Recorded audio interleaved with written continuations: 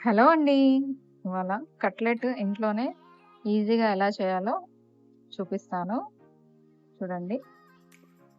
బఠానీలున్నాయి గదండీ! అవి ఉదయాన్నే నానబెట్టేసుకొని పెట్టుకోవాలి. కుక్కర్‌లో పెట్టేటప్పుడు ఒక పొటాటో వేసి 3 విజిల్స్ పెట్టాలి.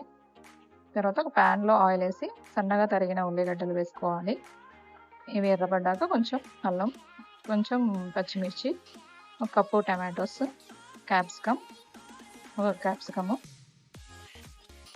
ఇవన్నీ బాగా కలిపేసుకోవాలి. కొంచెం మగ్గాక మన టేస్ట్‌కి తగ్గట్టు సాల్ట్ ఏసుకోవాలి. పసుపు కొంచెం, టేస్ట్‌కి తగ్గట్లు కారం, ధనియాల పొడి 1 స్పూన్, జీలకర్ర పొడి 1/2 స్పూన్, గరం మసాలా వేసి బాగా దీన్ని మగ్గనివ్వాలి. ఆలోపు మనకిక్కడ బఠానీలన్నీ మంచిగా మెత్తగా ఉడికిపోయాయి. కొంచెం పప్పు గుత్తితో అలా స్మాష్ చేయాలి. ఇదంతా దగ్గర పడ్డాక ఇవి మనం ఉడకబెట్టుకున్న బఠానీస్ కొంచెం స్మాష్ చేసి వేసేసుకోవాలి. మొత్తం కలిపేసి ఈవెన్‌గా ఉడకనివ్వాలి ఒక 5 మినిట్స్. తర్వాత చాట్ మసాలా 1 టేబుల్ స్పూన్ వేయాలి.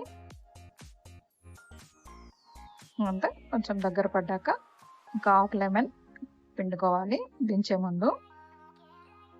కట్లెట్ మనకు రెడీ అయిపోయింది. దీనికి నేను కొంచెం బటర్ బ్రెడ్‌ని తినడానికి తయారు చేస్తున్నాను. కొంచెం పాన్ మీద బటర్ వేసుకొని బన్ అంతా మనం మంచిగా కాల్ చేసుకోవాలి బటర్ తోటి. అంతే అండి. దీన్ని కట్లెట్‌తో డిప్ చేసుకొని తింటే కూడా టేస్ట్ చాలా బావుంటుంది.